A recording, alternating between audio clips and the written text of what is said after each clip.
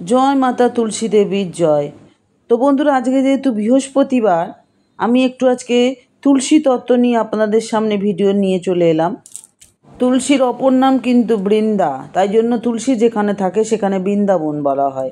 তো আমি আজকে তুলসী নিয়ে বিস্তারিত বলবো, আর কিছু টোটকাও আমি তুলসী পাতা দেবো, যেগুলো আপনারা করতে পারেন, আর সেগুলো আপনাদের ঘরের সমৃদ্ধি বৃদ্ধি করবে, অর্থ বৃদ্ধি করবে, যেহেতু লক্ষ্মী স্বরূপ হচ্ছে আমাদের মা তুলসী। শুরু করার আগে আমি বলবো, প্রতিদিনের মতো নতুন হয়ে থাকলে অবশ্যই চ্যানেলটা সাবস্ক্রিপশন করে পাশে থাকবেন, সকলের সাথে শেয়ার করবেন, লাইক ও কমেন্ট করে আমাকে জানাবেন, অল বাটনে প্রেস করে রাখবেন, তাহলে আমি ভিডিও দিলেই আপনারা পেয়ে যাবেন, কারণ তথ্যমূলক ভিডিওগুলো সকলের জন্য খুবই প্রয়োজনীয়। তুলসী হচ্ছে একটি সংস্কৃত কথা। তুলসী বা বৃন্দা হলো হিন্দু বিশ্বাসের পবিত্র একটা উদ্ভিদ। হিন্দুরা একে তুলসী দেবীর পার্থিব প্রকাশ বলে মনে করে। আমরা তাকে লক্ষ্মীর অবতার হিসাবেও মনে করি এবং বিষ্ণুর সহধর্মিণী হিসাবেও বিবেচনা করা হয় এই তুলসীকে। প্রায় প্রতিটি সনাতন ধর্মাবলম্বী মানুষরা কিন্তু তুলসী গাছকে ভীষণই পবিত্র মনে করে এবং তুলসী গাছে আমরা প্রত্যেক দিনই জল ঢালি। প্রায় সব বাড়িতেই এটা আছে। হিন্দু বাড়িতে তুলসী গাছ নেই এরকম বাড়ি খুব কমই আছে। তো তুলসী গাছে একটা মন্ত্র আছে, যেটা জল দেওয়ার মন্ত্র, ওটা আমরা অনেকেই বলি। একটা আছে, তুলসী তুলসী বৃন্দাবন, তুমি তুলসী নারায়ণ, তোমার শিরে ঢালি জল, অন্তিমকালে দিও স্থল। আর একটা মন্ত্র হচ্ছে, বৃন্দায় তুলসী দেব্যই প্রিয়ায়ে কেশবস্য চ বিষ্ণু ভক্তি প্রদে দেবী সত্যবতেই নমো নমো। আর অন্যটি আর একটা হলো, গোবিন্দ বল্লভং দেবী ভক্ত চৈতন্যকারিণী স্নাপয়ামি জগদ্ধাত্রী বিষ্ণু ভক্তি প্রদায়িনী। এই মন্ত্রগুলো তুলসী দেবীর প্রতি ভক্তি সহকারে নিবেদন করার জন্য, তাকে জল দেওয়ার জন্য এবং তার আশীর্বাদ কামনা এই মন্ত্রগুলি আমরা বলে থাকি। আপনারা মোটামুটি সবাই জানেন, নারায়ণ তুলসী ভীষণ ভালোবাসেন। নারায়ণ কৃষ্ণ একই। তুলসী ছাড়া কিন্তু ওনাদের ভোগও নিবেদন করা যায় না, এবং প্রত্যেক দিন নারায়ণকে তুলসী দেওয়া হয়। দেখবেন নারায়ণ শিলা ভগবান যখন ওই ঠাকুরমশাইরা পুজো করতে আসেন, নিয়ে আসেন, তখন কিন্তু ওই শিলাতে তুলসী পাতা দিতেই হয়, নিখুঁত তুলসী পাতা দিতে হয়। তো এত কেন ভালোবাসেন সেটাই এখন আমি বলি, আপনারা একটু শুনুন। আর বলবো যে স্কিপ করবেন না, তাহলে কিন্তু কাহিনীগুলো মাঝখানে বুঝতে পারবেন না। স্কন্দ পুরাণ অনুসারে তুলসী হলেন ভগবান বিষ্ণুর সবথেকে শুদ্ধতম ভক্ত এবং তিনি তার পাদপদ্মে চিরকাল বাস করেন। তিনি পৃথিবীতে একটি উদ্ভিদের রূপ ধারণ করেছিলেন, যাতে বদ্ধ আত্মারা তার সেবার মাধ্যমে কৃষ্ণের সাথে সংযোগ স্থাপনের সুযোগ পায়। তুলসী গাছ এতটাই পবিত্র, অনেক মন্দিরেও কিন্তু তুলসী গাছ পোতা হয় এবং মৃত তুলসী গাছের কাণ্ড দিয়ে, পুঁথি দিয়ে যে তুলসীর মালা পড়ে, সেটাও কিন্তু তৈরি করা হয়। হিন্দু বিবাহের মরশুমের সূচনা একটি উৎসবের মাধ্যমে হয়, যাকে বলা হয় তুলসী বিবাহ। সেখানে ঘরবাড়ি এবং মন্দিরগুলোতে পবিত্র তুলসী বিষ্ণুর সাথে আনুষ্ঠানিকভাবে বিবাহ দেওয়া হয়। মৃত ব্যক্তির আত্মাকে শুদ্ধ করার জন্য, উন্নত করার জন্য প্রায়শই এই পাতা দিয়ে তাকে জল দেওয়া হয় এবং অন্ত্যেষ্টিক্রিয়ায় সাধারণত পবিত্র তুলসী গাছের ডাল লাগানো হয়, কারণ এটা ভাবা হয় যে মৃত ব্যক্তি মোক্ষ লাভ করবে এবং পুনর্জন্মের চক্র থেকে মুক্তি পেয়ে যাবে। সেই কারণে বিশ্বাস করেই তুলসী গাছের ডাল ওখানে পোতা হয়। তুলসী গাছ একটি ছোট গাছ, এটা খুবই বেশি বড় হয় না, আপনারা জানেন। আর তুলসী গাছের পাতাগুলো তো ভীষণই সুগন্ধি হয়। দু রকমের রং হয়, একটা বেগুনি বেগুনি অর্থাৎ একটু কালচে ধরনের, আর একটা সবুজ হয়। আমরা একটাকে বলি রাধা তুলসী, একটাকে বললি কৃষ্ণ তুলসী। কৃষ্ণ তুলসী কালোটা যেটা দেখতে পাচ্ছেন, এটা হচ্ছে কৃষ্ণ তুলসী। আর একটা সাদা পাতা হয় পুরো সবুজ, যেটা আর কি, সেটা বলা হয় রাধা তুলসী। অনেকেই বাড়িতে বেদি করে তুলসী গাছ লাগায়, অনেকে বাগানে লাগায়, অনেকে টবে লাগায়, মানে তুলসী যেখানে থাকে সেটাই বৃন্দাবন। কিন্তু আর তুলসীকে নিয়ে যে কিংবদন্তি গল্প আছে, সেটা আমরা এবার শুনি। দেবী ভাগবত পুরাণে তুলসীকে লক্ষ্মীর প্রকাশ বলে মনে করা হয়, সম্পদের দেবী এবং বিষ্ণুর প্রধান স্ত্রী।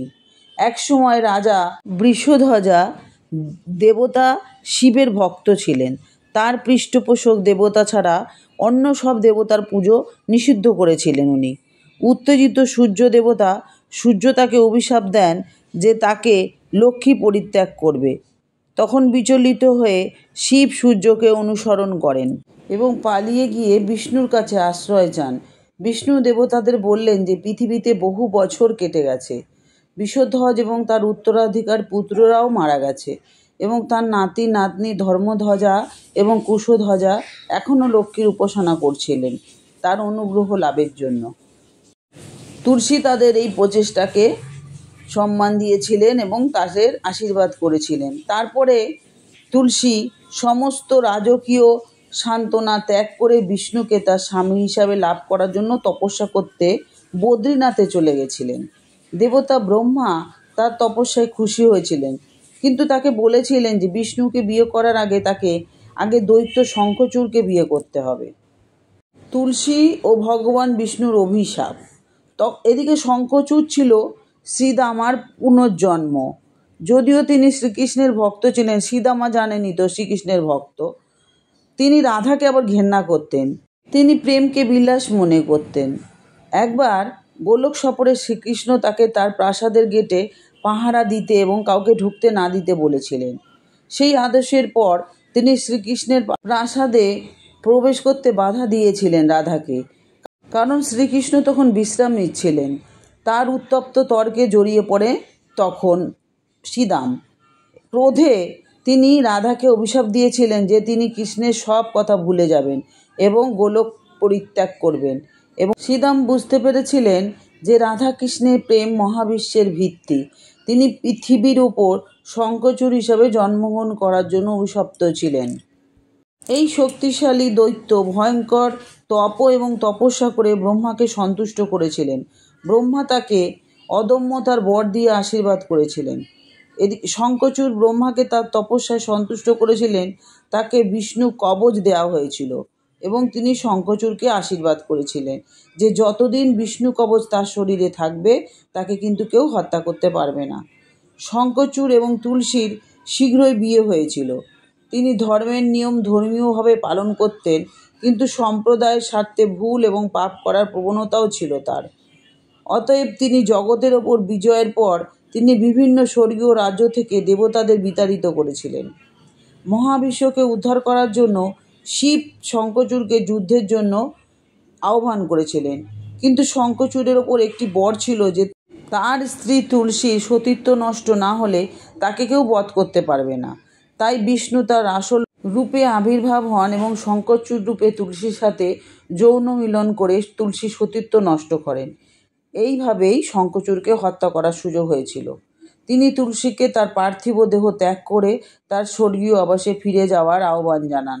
তার রাগ ও দুঃখে তিনি বিষ্ণুকে পাথর হয়ে যাওয়ার অভিশাপ দিয়েছিলেন। তুলসী বিষ্ণু পাথরে পরিণত হন এবং গণ্ডকী নদীর তীরে বসবাস করেন।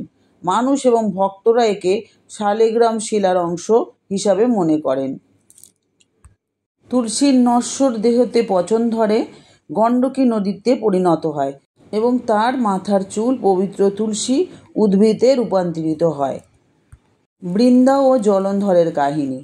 কিংবদন্তি রূপ তুলসী নামকে বৃন্দা দিয়ে প্রতিস্থাপন করে এই কিংবদন্তিতে তুলসী লক্ষ্মী থেকে আলাদা। তিনি ছিলেন অসুরের কালানেমির মেয়ে। বৃন্দা অত্যন্ত ধার্মিক এবং বিষ্ণুর মহান ভক্ত ছিলেন। জলন্ধর হল ভগবান শিবের ক্রোধ থেকে জন্মগ্রহণকারী অসুর, তাকে বিয়ে করেছিলেন। জলন্ধর 3টি রাজ্যের নিয়ন্ত্রণ নেওয়ার পর ভগবান শিবের সাথে তার দ্বন্দ্ব হয়। তার স্বামীকে মৃত্যু থেকে রক্ষা করার জন্য বৃন্দা একটি তপস্যা করেছিলেন যা তাকে অমর করেছিল। এদিকে শিবের দ্বারা জলন্ধরের মৃত্যু ঘটানোর জন্য বৃন্দার সতীত্ব নষ্ট করে বিষ্ণু জলন্ধরের মৃত্যুর পথ প্রশস্ত করেন। এই কাহিনীটাকে নিয়ে বিভিন্ন মানুষের বিভিন্ন মতভেদ আছে। কেউ কেউ বলেন যে বিষ্ণুই জলন্ধরের ছদ্মবেশে এসেছিলেন, আবার কেউ বলে যে বিষ্ণু বৃন্দার উপবাস ভেঙেছিলেন বা তার সাথে ঘুমিয়েছিলেন। তো সে যাই হোক, নানা মুনির নানা মত ছিল। বৃন্দা বিষ্ণুকে সেই জন্য পাথর হওয়ার অভিশাপ দিয়েছিলেন, যেটা শালিগ্রাম শিলা হিসাবে আমরা চিনি। সেটা শুধুমাত্র নেপালের কালী গণ্ডকী নদীতেই পাওয়া যায়। যাই হোক, এবং বিষ্ণু বৃন্দাকে তুলসী উদ্ভিদে রূপান্তরিত করার সাথে সাথে শেষ হয়। বৃন্দা তার স্বামীর অন্ত্যেষ্টিক্রিয়ায় আত্মহত্যা করেছিলেন, কিন্তু বিষ্ণু নিশ্চিত করেছিলেন যে তিনি পৃথিবীতে তুলসী গাছের আকারে অবতার হবেন। উভয় সংস্করণে তিনি তুলসী নামে দেবীর মর্যাদা লাভ করেন, যখন তার পার্থিব রূপ তুলসী উদ্ভিদ হিসাবে আমাদের কাছে এখন আছে। আর এক গল্প অনুযায়ী তুলসীকে সমুদ্র মন্থনের সাথে সম্পর্কিত দেবতাদের এবং অসুরদের দ্বারা মহাজাগতিক মন্থন শেষে ধন্বন্তরী সমুদ্র থেকে অমৃত নিয়ে উঠেছিলেন। বিষ্ণু এটি দেবতাদের জন্য এনেছিলেন। যখন অসুরেরা এটি চুরি করার চেষ্টা করছিল, তখন বিষ্ণু তার অশ্রু ঝরান, তার মধ্যে প্রথমটি ওই অমৃতে পড়ে এবং তুলসী উদ্ভিদে পরিণত হয়। তুলসী গাছের গুরুত্বটা কি একটু আমরা জেনে নিই। তুলসী গাছের প্রতিটি অংশই আমাদের কাছে পবিত্র এবং সম্মানিত। এরমও বলা হয় যে তুলসী গাছের চারিপাশে যে মাটি থাকে সেটাও পবিত্র। পদ্মপুরাণে বলা হয়, যে ব্যক্তিকে তার শেষকৃত্যে তুলসীর ডাল দিয়ে দাহ করা হয় সে মোক্ষ লাভ করে এবং বিষ্ণুর আবাসের স্থল বৈকুণ্ঠে স্থান পায়।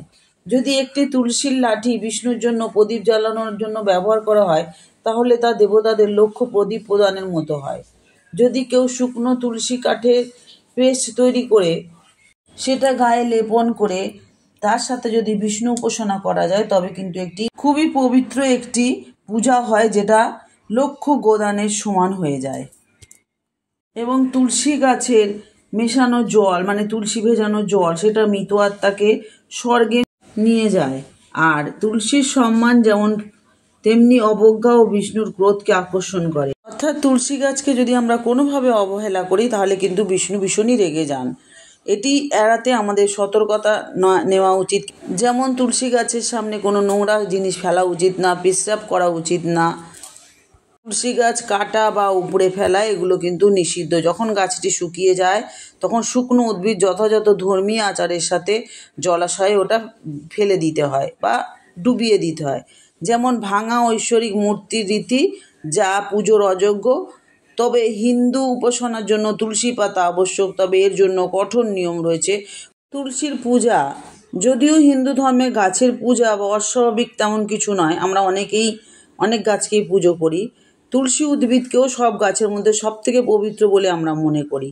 তুলসী উদ্ভিদ স্বর্গ এবং পৃথিবীর মধ্যে একটি প্রান্তিক বিন্দু হিসাবে বিবেচিত হয়। ধর্মীয়ভাবে বলা হয় যে সৃষ্টিকর্তা দেবতা ব্রহ্মা তার শাখায় বাস করেন। সমস্ত হিন্দু তীর্থকেন্দ্র তার শিকড়ে বাস করে, আর গঙ্গা তার শিকড়ের মধ্যে প্রবাহিত হয়। সমস্ত দেবতা তার কাণ্ডে এবং তার পাতায়, এবং সবথেকে পবিত্র হিন্দু ধর্মে পবিত্র তুলসীর শাখার উপরের অংশ, বেদে যেটা পাওয়া যায়। তুলসীকে ধর্মীয় ভক্তির একটি কেন্দ্র বলা হয় বা স্ত্রীত্ব এবং মাতৃত্বের প্রতীক বলা হয়। এটিকে হিন্দু ধর্মের কেন্দ্রীয় সাম্প্রদায়িক প্রতীকও বলা হয়। বৈষ্ণবরা একে উদ্ভিদ রাজ্যের ঈশ্বরের প্রকাশ বলে মনে করে।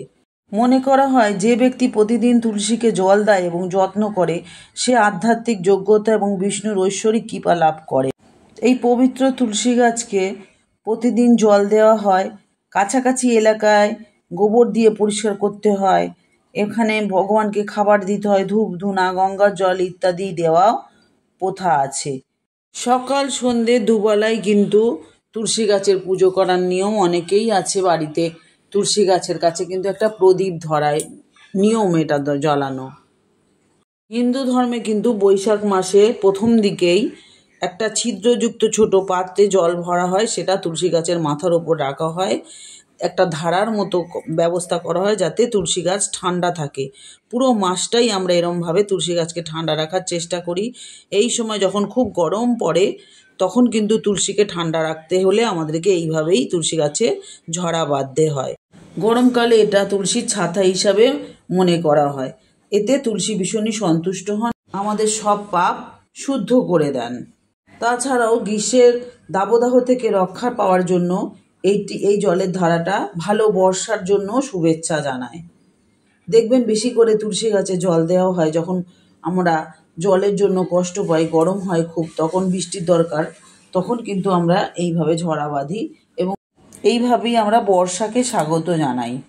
এবার আমি তুলসী গাছে কয়েকটা টোটকা বলে ভিডিওটা শেষ করব। অনেকটা বড় হয়ে গেল, একটু আপনারা থাকুন, আমি টোটকাগুলো বলে শেষ করছি। বৃহস্পতিবার লক্ষ্মী দেবীর দিন হিসাবে এই দিনে আপনি যদি 10টি তুলসী পাতা আটার মধ্যে রাখেন, তাহলে ঘরে কখনো খাদ্যের অভাব হয় না। এই প্রতিকারের মাধ্যমে ঘরের ভাণ্ডার পূর্ণ থাকে এবং পরিবারে সমৃদ্ধি আসে। অবশ্যই পাতাগুলো শুকিয়ে তারপরে রাখতে হয়। শনিবার দিন সূর্যাস্তের পর তুলসী গাছে ঘিয়ের প্রদীপ জ্বালুন, তারপরে অল্প দুধ ও আখের গুড় নিবেদন করুন। একই সঙ্গে ধূপকাঠিও জ্বালান, এতে অর্থকষ্ট থেকে মুক্তি পাবেন এবং বড় ঠাকুরের আশীর্বাদও পাবেন। শনিবার করে শনিদেবের পুজোর সময় অবশ্যই তাকে তুলসী পাতা নিবেদন করুন, এতে মনোবাসনা পূরণ হয়। ব্যবসায় ভালো ফল পেতে গেলে প্রতি শনিবার স্নানের পর 11টা তুলসী পাতা নিন, হলুদের মিশ্রণ বানিয়ে তুলসী পাতাগুলোতে লাগান, তারপর সেটিকে শনিদেবকে নিবেদন করুন। ব্যবসায় আপনার বার বৃদ্ধি হবে। সপ্তাহের প্রতিদিন সম্ভব হলে খুব ভালো হয়, না হলে শনিবার করে স্নানের পর অবশ্যই তুলসী গাছে তামার ঘটিতে করে জল দিন। তারপর ভগবান বিষ্ণু এবং শনিদেবকে স্মরণ করে মনের ইচ্ছা জানান। এরপর সেই ভেজা মাটির একটা ছোট্ট তিলক নিজের কপালে পরবেন, তাতে ভাগ্যের উন্নতি হয়, আপনারা বুঝতেই পারবেন। তারপরে তো আপনারা জানেন ভেষজ বা ওষুধপত্রর ক্ষেত্রে তুলসী গাছ কতটা অপরিহার্য। আমরা কাঁচা তুলসী পাতার রস খেলে আমাদের ঠান্ডা সর্দি থেকে আমরা মুক্তি পাই। তাছাড়াও দেখবেন গ্রহণের সময় জীবাণুমুক্ত করতে আমরা খাবারের ওপর তুলসী পাতা দিয়ে রাখি। যাই হোক, তুলসী পাতার অনেক গুণ, আরও অনেকটা বলা যায়। যাই হোক, বড় ভিডিও হয়ে গেল, আপনারা একটু কষ্ট করে শুনে নেবেন। ভালো লাগলে সকলের সাথে শেয়ার করবেন যদি প্রয়োজন মনে করেন। আর বলবো, এতক্ষণ আমার সাথে থাকার জন্য আপনাদেরকে অসংখ্য ধন্যবাদ। সবাই সুস্থ থাকুন, ভালো থাকুন, আনন্দে থাকুন। মা তুলসী সকলকে সুস্থ রাখুক, শুদ্ধ করুক, পবিত্র করুক। এই বলে আজকে আসি, আবার দেখা হচ্ছে নতুন আর একটা ভিডিও নিয়ে। জয় মা তুলসীর জয়, জয় মা বৃন্দা দেবীর জয়। অবশ্যই কমেন্টে মা বৃন্দা বা জয় মা তুলসীর জয় লিখে যাবেন। আসি, শুভরাত্রি।